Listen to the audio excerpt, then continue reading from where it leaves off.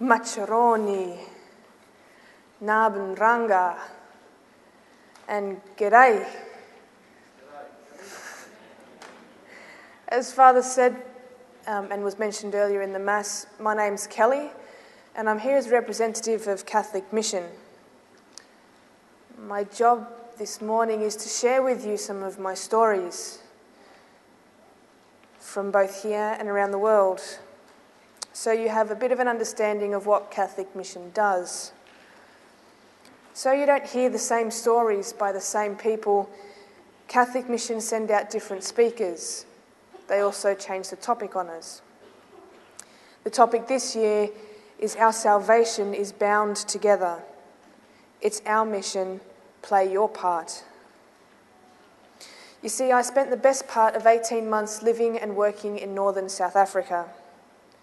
This is a rural area, and the people there still face issues which they probably shouldn't. It faces the issues of apartheid, long-term drought, the HIV/AIDS pandemic, and the new Zimbabwean refugee crisis. With all these things going on, my job was fairly simple. I ran a parish office, and from that parish office, we as a community ran 37 local development projects. Some were all or partly funded by Catholic Mission. We ran everything from bakeries to brickmaking, health clinics to farms, sewing groups to prayer groups. You name it, we did it to help our neighbours, our peers, our brothers and sisters in the community. Working so closely with such a tight-knit community, I soon learnt the custom, the people, the language, and the roles that different people played. I learnt my role. My role was that of a go-between or a translator. I was the person who spoke to both sides of the seesaw, the church and the people. On the church side would be a bishop, a priest, a group of sisters, sometimes even a cardinal or bishop from overseas. On the community side would be the poor, the hungry, those who were dying, those who were orphaned. But it was also the community leaders, the elders, the people who put their lives on hold to assist their neighbours. One of these community leaders was a woman called Margaret Malaka. Like me, Margaret was a foreigner. I was white, she was black. I was Australian, she was African. But she was Sutu, and we worked on Venda land with Venda people and with the Venda language. Sutu are a totally different community, different history, different language, different custom. When the sisters first came to this particular area of Venda, they asked different people in the community what they needed. Margaret was part of that group. From that first meeting, we decided to build a bakery and start a garden project. Margaret was there when we turned the soil. She was there when we started baking the bricks. She was there when we mixed our first batter and pulled out our first loaf of bread. 6 years later, Margaret has built her position. She now manages and runs that bakery. She keeps it running 24 hours a day. She has an ever-growing number of staff. She personally drives deliveries up to 3 hours away. Not only providing employment for local people, Margaret also ensures that the local creche, the local primary school, and 3 orphanages in the local area have free bread. Margaret and her companions in the community believe that without the community, people die. While Margaret bakes bread, other people grow chooks, tend to gardens. Some even give up their livelihood to nurse their neighbours back to health. Catholic Mission's topic, Our Salvation is Bound Together. If it wasn't for the bakery, many people would die.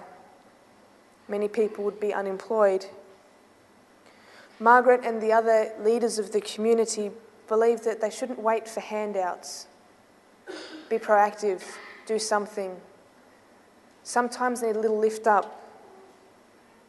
But as a whole, they as a community make the difference. Can I draw your attention to the envelopes around the church? You want to pick it up and have a look at the picture at the top right-hand side of the envelope on the back. You'll see a picture of Sister Barbara, a religious sister, an Aboriginal elder, and a community leader. She is a leading example of someone who plays her part to make a difference. I would encourage you to read Margaret's story and reflect on it. I would encourage you to read Barbara's story and reflect on it. She, like Margaret, makes a difference. Together, they build the global church. My question to you is, how do you build your church, your family, your community? What difference do you make here in Fairfield? When have you picked up a fallen person, fed someone, made a difference? By putting money in this envelope this morning, you assist the global church. It's not just Africa, it's not just Australia, it's the world. My challenge to you is on the back. Play your part. It's our mission. It's not one person. It's everyone. Please read the envelope carefully, including the details on the back. I'd also encourage you to read the top half of the inside of the envelope and really consider what your donation is doing. It says $50 in this envelope is a month's worth of travel expenses for the sisters and priests in the Tiwi Islands. I don't know about you, but that's about how much I spend on petrol a week. It also says in here that $20 will give a catechist in Angola a month's worth of living expenses. To me, personally, that might be a meal in an okay restaurant. I'll be up the back of the church after Mass. Please feel free to come and talk to me, ask me any questions. I believe that Fairfield has been very generous in giving Catholic Mission their own collection, so that will be the third. That also gives you time to reflect and really pray about what you're giving and why. On behalf of those who have received your funds in the past, both here and overseas, those who will receive your funds from today, and I pray well into the future, I say, ndolevua, thank you, and a huge personal thank you.